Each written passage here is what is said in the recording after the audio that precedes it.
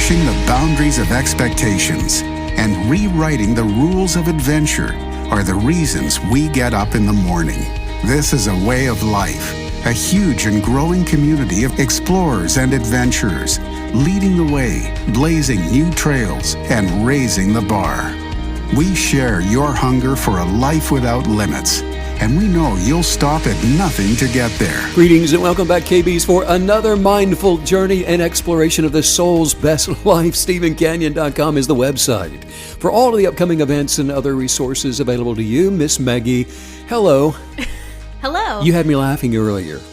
About and what? you're going to have me laughing later on as well, I know. But we laughed about a lot this morning. You don't read between the lines very well, do you? No, and it's not that I won't, it's that I cannot. You cannot. I am not capable. But this is where people manipulate others, and by reading between the lines and saying things that they don't mean to get others to do something. You know, it's called reverse psychology. I don't think I'm smart enough. I think you're too smart for it. Okay. Because Cool. What is that? That's a technique that involves the assertion of some kind of a belief that's just opposite to the one that's desired. And people will use that with the expectation that, this is the kind of approach that's going to encourage somebody to do actually what they desire them to do, rather than just your yes be yes and your no be no. Can't we just operate in the black and white of things? I was going to say, I just got queasy just describing that. Yeah. I was like, oh, you I'm don't nervous. do that very well, do you? I don't know the answer. Yeah. Because you had a violin teacher that tried it on you. You were telling me about that. Yes. Yeah, and it was some kind of reverse psychology. You were going to camp Yes. So I was in sort of the advanced stages of violin at this point. I had a really great teacher and instructor, and he was fabulous. But I was supposed to go to this very high-end, hot to trot conservatory in New York. In upstate New York. You are supposed to go there. I'm supposed to go there. You should be there. And so I go into my lesson, and he basically tells me that I'm not good enough to go there. And so I just absorb that, and I go home, and I say, oh, by the way, Mom, I yell it to her in the kitchen. Hey, Mom, I'm not good enough to go to New York. I'm going to go get a snack. See you later. I'll be snacking. And so I heard my mom later that day on the phone with him, and she says, his name was James. She says, James, you cannot do that. It doesn't work. And so I went back into the next Megan violin. doesn't. What did no? She said, Megan. That's not how Megan works. Right. She said, Megan doesn't work that way. Doesn't roll like that. And because I just believed him. So anyways, I went back to the next consecutive violin lesson. And when I arrived, he, started laughing and said, you are good enough. You just need to practice maybe 30 more minutes a day. I said, oh, well, I can do that. So there you were, while you were supposed to be the one being taught, you were teaching everybody else around you that Miss Maggie doesn't roll like that. Well, like you said, black and white. I don't see the gray. It's if you tell me something, I believe you. But aren't so many people like that? They just beat around the bush and use that reverse psychology to try to get you to do something that otherwise not you. No. Today, we're going to be talking about how to get what you want, and it's not by using reverse psychology either. But first up, thank God. Right. First off, the votes are pouring in. How much fun has this been? It's been a blast. I'm retallying them like every 10 minutes. Well, you keep getting me. You say, okay, Steve, we need to work on some. Will you do the little hash marks? I'm going to call these out, and we're going to sort of see what the results are of the voting. Yeah. But note, the Law of Attraction Kinetically podcast is going to begin production in front of a live audience. I'm so excited about that, by the way. I am too. We want to know, where do you, our audience, want us to broadcast from while you're there with us? And it's going to be in a place where you, our audience, can join us live in person for the podcast. And we want you to choose one of 3 locations, and they are San Diego, California, Denver, Colorado, or Orlando, Florida. And if I had my way, I would do all 3. I love all those locations. Agreed. But we're going to choose one and sort of do what's called a residency in that location. And so you guys can come and be a part live with us as we do the podcast. And you can either text your choice in by texting 844-844-0049. Notice I didn't say 0049. Those are letters, aren't they? They are.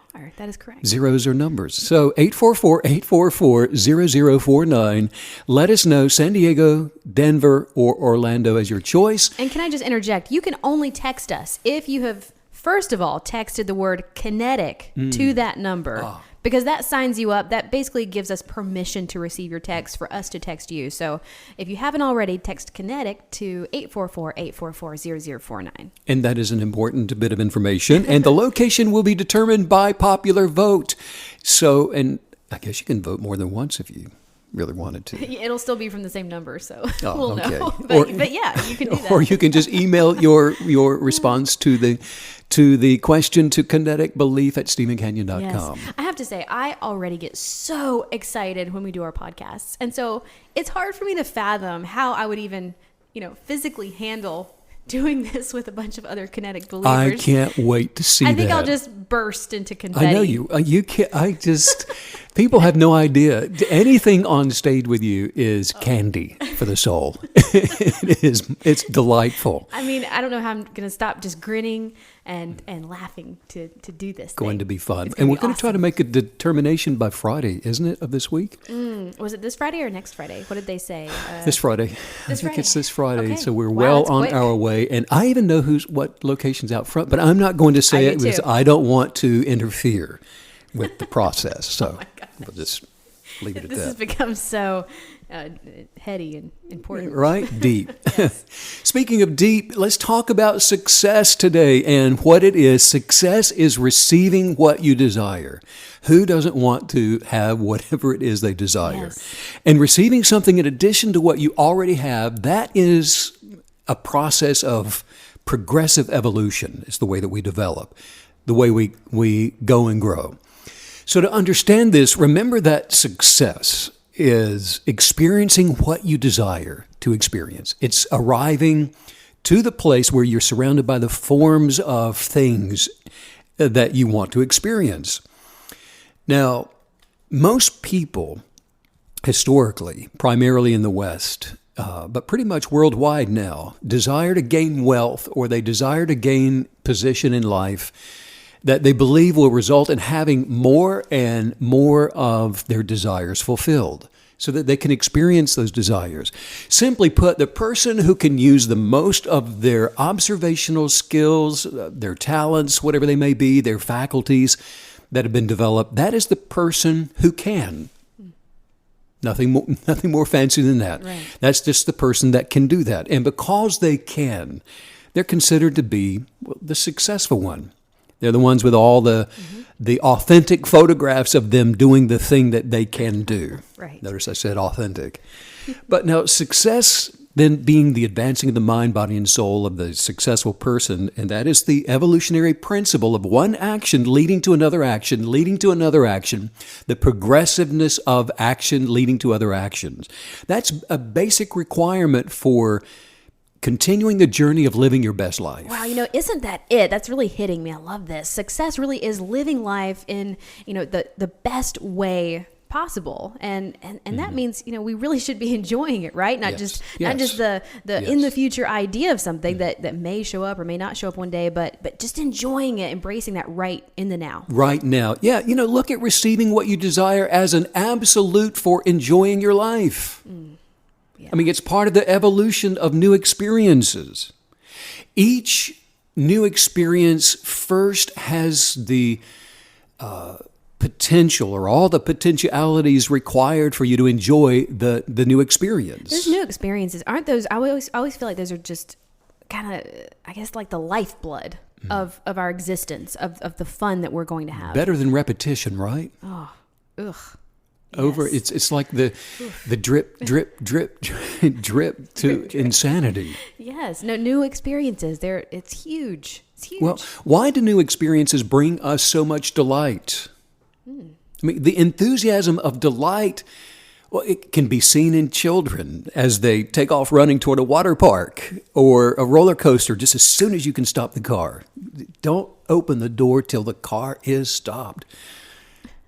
New experiences when we are grateful for the opportunity. Maybe it's going deep sea fishing. Maybe it's looking at planets through a telescope, or just the night sky, as we like to do. Maybe it's watching a butterfly, move from one flower to the next one. Whatever it is, gratitude for the experience always results in us ascending to a higher plane, a place in our awareness where new faculties of awareness, of experience are being brought into use. That's it, isn't it? That's the avoiding the repetition of the drip, drip, drip. We're not using any faculties, new experiences to develop and to grow into. So we expand and we grow, and that's life. Expansion and growth is life. But we also see the continued use of the older faculties, which we've perfected through use, is not to discard them. No, we've perfected them. We've practiced them. So we take those along with us. It's like we're building upon a foundation of experiences so that we can enjoy the next level of experience. But we see the continued use of all of those practiced older faculties that we have perfected through the years, and we're building upon the essence of our being through those experiences. And then as a result, what was once only active on the lower plane of existence, it begins to lift us up, to ascend to a higher plane of awareness. And that's the process of receiving more of what it is that we desire. What an empowering concept you're giving us right now. Just this idea that, receiving more of what we desire is growth. And that anything that grows, that it's living. That's living. Look, the world is blossoming forth a higher way of development. It's a higher way of enlightenment. The stressors are fractures upon which nothing can be sustained. You can't sustain anything that's built upon stress and anxiety and fear. Politics are breaking down. Societal norms all over the world are collapsing right now. And this is good in the sense that it points to the new birth of a new world. And it's the evolutionary principle of the human experience for transcending to enlightenment, that we first experience the functionality of experimentation on the lower plane that we're talking about, because it is those experiences that ultimately expose the frailties of reasonings, the frailties of rational thought, thinking, trying to plan our way through something. Now, if you were to ask most people, they could quickly just rattle off, a half dozen things that they desire to have in their lives. Money in the bank. I want a good marriage, a nice home, freedom to travel. Yeah.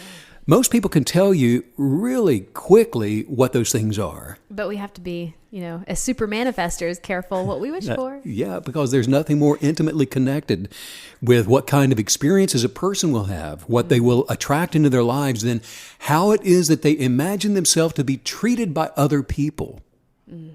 Now think about that. A lot of people complain that others, they don't treat them well enough. They'll say things like, I don't get any respect. I don't get enough attention. I don't get any recognition for all my hard work. No one ever acknowledges me, and on and on. And they'll say, I'm just being taken for granted. But then when people are kind to them, those same people, they'll suspect some kind of hidden motives, and they'll say, well, they're just trying to manipulate me. They're just trying to take advantage of me. Nobody loves me. Those are the kind of people who think my needs are not being met. I always get less food on my plate than everybody else, whatever it is. This basic misidentification of who they are, first of all, it creates dysfunction in most of their relationships. And they just believe that they have nothing to give other people, and that other people are withholding from them what it is that they need, whatever that is they think they need. Their entire reality is subjectively based on just this sense of who they imagine themselves to be. And it's by debasing themselves that they sabotage circumstances, and they're throwing a wrench into relationships. And it establishes what kind of experience they're going to continue to have. I think it's actually really freeing to know that not only do we have the ability to attract better lives, but we're also, we're responsible for sabotaging ourselves. We're the responsible party for that. That means we have the ability to fix whatever's broken. We're not just victims to the circumstances. That's actually good to know, right? Yes, it's empowering in both directions. Because the idea of victimization means there's nothing you can do about it. Exactly. Well, it sounds actually pretty simple, because it actually is. If you look around at your life right now and you see some kind of dysfunction, And as a result, you expect dysfunction because you see dysfunction. Well, you're going to continue to attract dysfunction into your life. In the same way that if the thought of lack, whether it be money or love, has become part of the dysfunction in your life, it's who you think you are, then you will continue to experience the lack of money or love. Right. A person is only experiencing what it is that they've been talking about. Change what you talk about and change what you will receive to experience. Well, and as a kinetic believer, I have used that for a very long time in my own life. And I've always had powerful results from it. Just making sure that if I want to change something, that I'm changing what I'm allowing myself to talk about, to think about. My circumstances always change when I do that. That is so true. Maggie, I have to tell you that I often think about when you showed up in my life. It was in 2007. And you walked into my office and you had responded to an ad for a violinist. I was looking to add a lead violinist to my little consortium of whatever you want, little rascals with with instruments. Part of the band. Part of the band. But you showed up and the vibrancy and the willingness and the eagerness, your enthusiasm, your gratitude for life, you were exploding all over the place. And I was mesmerized in so many ways and still am to this day. But, I can attest that, the powerful results that you and I and other KBs receive from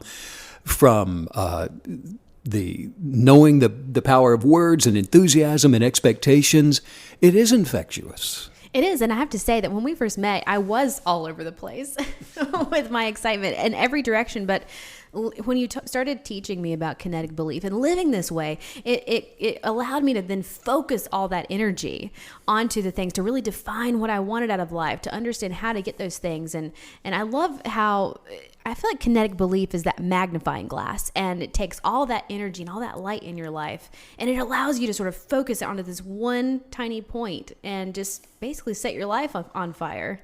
Well, I'm going to keep bragging on you because what a student you were back in the very first, earliest of days that we were together. I would have an audience of 300. And just, as soon as we're done and I've said all I've got to say, because I'm just out of energy, breath, juice. Steam, juice, all of it's gone. I'm depleted, and everybody heads for the door, and there you sat, and you were still writing, and you were still asking questions, and then you would show up the next week, and you were still. You were like, okay, I've implemented everything you said last week, and oh my gosh, you would say, my life is just freaking changing right before my eyes, and the tests are showing up, and you would say things like, as soon as I gain knowledge about something you just taught, I would be tested with that. And you would clearly paint the picture of things showing up to challenge your the imagination, the growth and development. Yes. And then you would pass the test and you continue to mature and to grow and grow. Enthusiasm. And that enthusiasm, and the word that kept coming to mind is hunger. I was so hungry for it because it was so exciting what you were teaching, this idea that, hey, the life you're living, it does not have to stay that way. Today is not necessarily the future, that you can change it and you can do it in this really dynamic way. And you can do it quickly. I liked that too. I have to say, I'm a boot camp, rip the Band-Aid off kind of gal. Well, I remember you were early on working on words. Words are things, and you glommed onto that. The amount of sticky notes, Steve, that were all over my house right after the first teaching. It was just reminding me of what to think about. It was unbelievable. Well, people that believe they, for example, need more money, that talk about needing more money, they need love. They talk about needing love.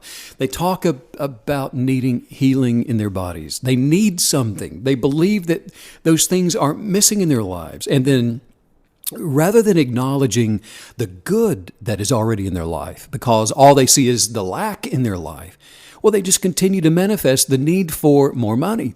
They continue to manifest the need for love. They continue to manifest the need for something that they believe is missing. Now, what I'm about to tell you, look, this is paramount. Folks, this is vital to receiving whatever it is that you desire out of life. Acknowledging the good that is already in your life is the foundation for attracting all abundance.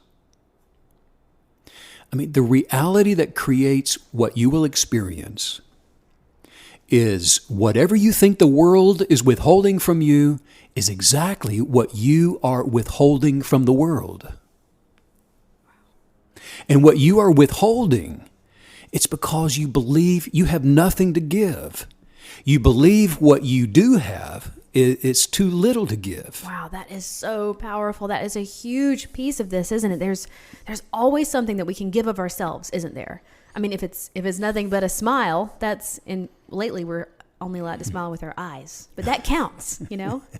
I mean, but that's still more than most people are willing to give someone else. That's huge. Don't discount that. I'll tell you what, try this for a few weeks and see how it changes your circumstances. Whatever you think life or people are withholding from you, give it to them. Ooh, I love that. And if it's so recognition that you don't believe you get, then give it. Oh, man.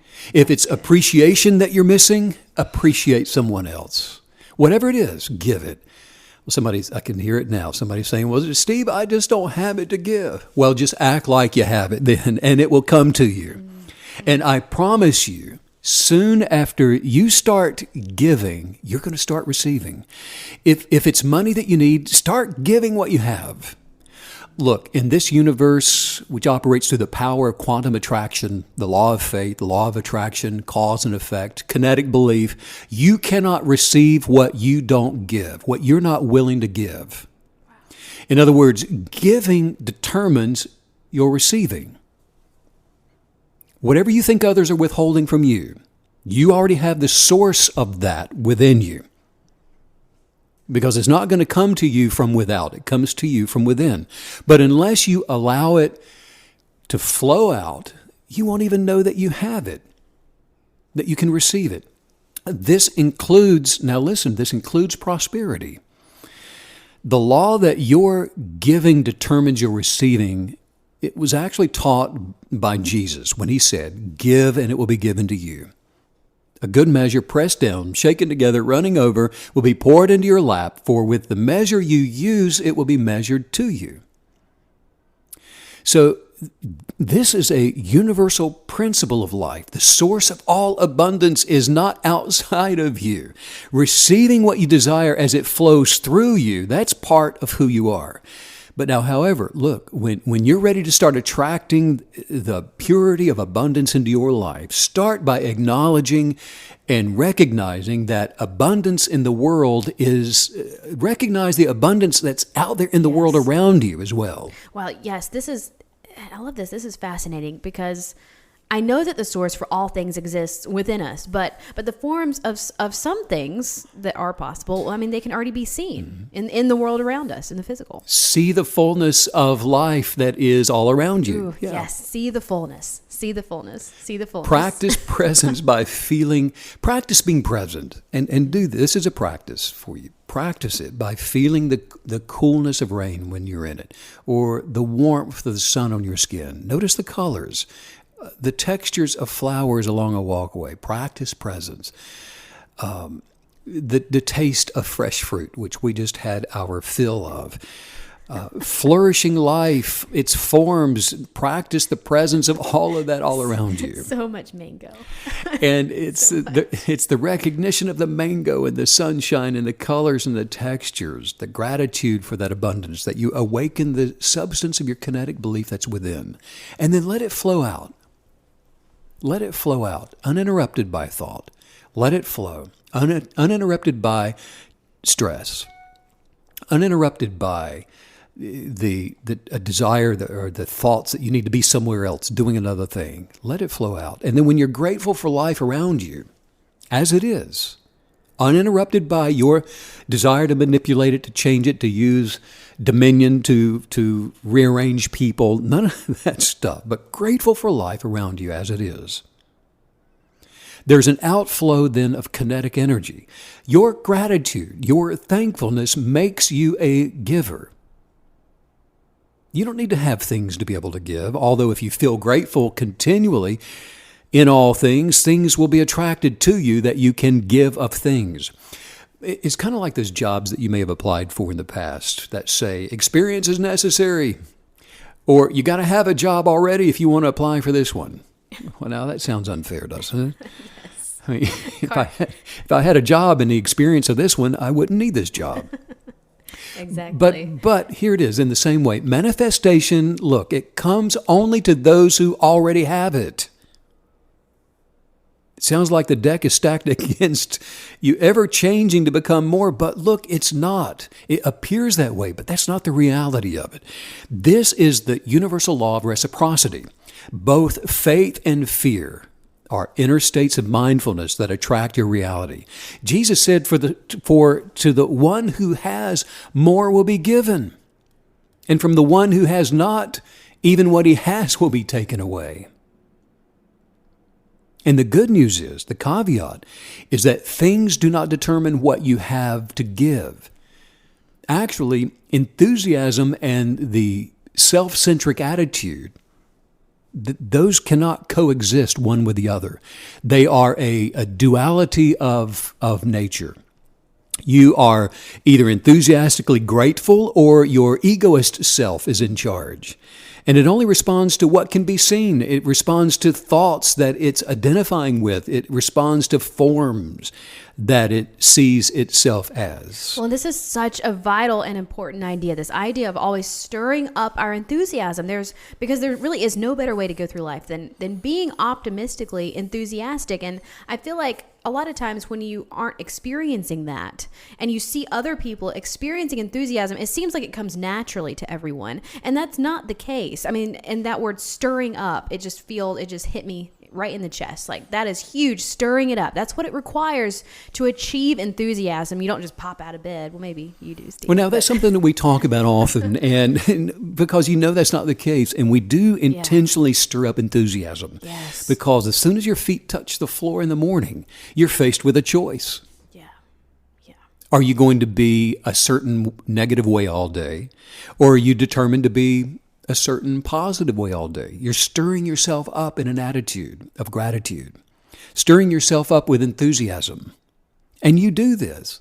Yes. And we've talked about it. I know you do that. In fact, you've talked about checking yourself. Mm-hmm. And you go through the files of attitude and no, not going to have that one, not going to have this one. Maybe I ended the day yesterday with a little bit of this, so I'm kicking that out to the curb. Yes. Rather than the cat. And that's why being a kinetic believer than the cat. Perfect. And that's why being a kinetic believer is so powerful in the minutia of our life, because in that day-to-day experience, it's the tiny thoughts, it's the tiny moments of lack of enthusiasm or anger or emotion, and the kinetic belief, the teaching kicks in, and that's what allows us to make these every day, 1 million choices a day, 1 million right choices a day, that then they accumulate to this vibrant, exciting, fulfilled life. Mindfulness. Yes. Going back to your 100-day guided journal and practicing what it is that you've been journaling, to stay connected with your expectations and your imagination. Yes. Now, all enthusiasm knows is that it's going somewhere. That's all you need to know. Yes. It's optimistic. It doesn't have to have any specifics. Enthusiasm, I don't know. I just know that what I know is that I'm enthusiastic about where I'm headed, about the rest of today that I cannot yet see. Yeah. And wherever it's going, I can tell you it's going to be good. Because everywhere it goes, it's good. Everywhere I go, it's good. It's good right now. It was good yesterday. It'll be good tomorrow. All is well, because the best is always yet to come. And it's the source of sensory perception, which is joy, which is the strength and the power. It's enthusiastic gratitude that doesn't want anything. It's not in want of anything because it's lacking nothing. Enthusiasm, it just is. Gratitude, it just is. The attitude of thankfulness, it produces the life source flow of joy, which is at one with receiving more life. It's at peace with receiving more life. It's the expectant gratitude for receiving more life, regardless of what everybody else may be doing or saying or complaining about, or just the fervor of fear-mongering, all of that stuff. It's the KB that resists falling back into the ego of self by allowing those thoughts that are filled with strife and anger, all those notions that are combative, and looking for someone to engage with. In other words, you don't lose your identity in those things. Right. Through thankfulness, gratitude, you are aligned with the giving outflow that attracts whatever it is that you may desire into your life. Remember that whatever you identify with, that is what you are attached with. This is the source of all madness.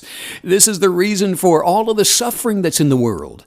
Identify with suffering and you'll suffer. Identify with lack and you will lack. Identify with abundance and you'll attract abundance. Where there is no identification, there's no attachment. And this has been what you're describing right now. It's been one of the most liberating concepts for me. Just understanding that whatever I identify with, I attach myself to, I speak, I think, whatever I'm attached to, I'm going to attract more of that thing into my life. And I have to say that really helped me create sort of this baseline experience as a kinetic believer, because at the bare minimum, when I'm the minimum kinetic believer, I'm at least keeping my mouth shut. Minimum kinetic believer. You know, I mean, that's my baseline. So I'm at least not going to say anything. Yeah. At least just shut up. Right. If you can't say something good, what did Mama say? Right. Then or don't say what did anything. What should Mama have said? At least don't veer off course. You know, just stay put until we are able to engage in the enthusiasm that you're talking about. That is really a good point, Meg, because nobody can be excited all the time. Right. But look, Yes. you have to sleep, don't you? I mean, you can sleep excitedly, I guess, but probably not. You got to go to sleep. But seriously, at some point, you will have to put more gas in the tank, check the oil, and renew yourself. But then stir yourself up again, like we're talking about. It's by jump-starting your desire that a new wave of creative enthusiasm releases the kinetic energetics of life. It's the unwavering kinetic belief that transforms the physical. I mean, once you believe it, never ever confer or counsel with another person about it. Don't ask them what they think about it, because this is your source identity. You have the creative final authority. You are the source for renewing your enthusiasm. I mean, it's as simple as this. Making the decision to enjoy whatever it is that you're doing. It doesn't matter if it's changing a flat tire in the rain at midnight. Make the decision to enjoy what you're doing. And while you're enjoying changing the flat tire, in the present tense gratitude of the moment, work on your imagination for what you are enthusiastic about kinetically believing into your life. So even though you're advancing to become more, to attract new experiences, whatever it is that you're doing in the present moment, that needs to be an equal part of your gratitude. Otherwise, you'll continue to stay where you are. Make sure your kinetic belief is not some just inflated image of yourself.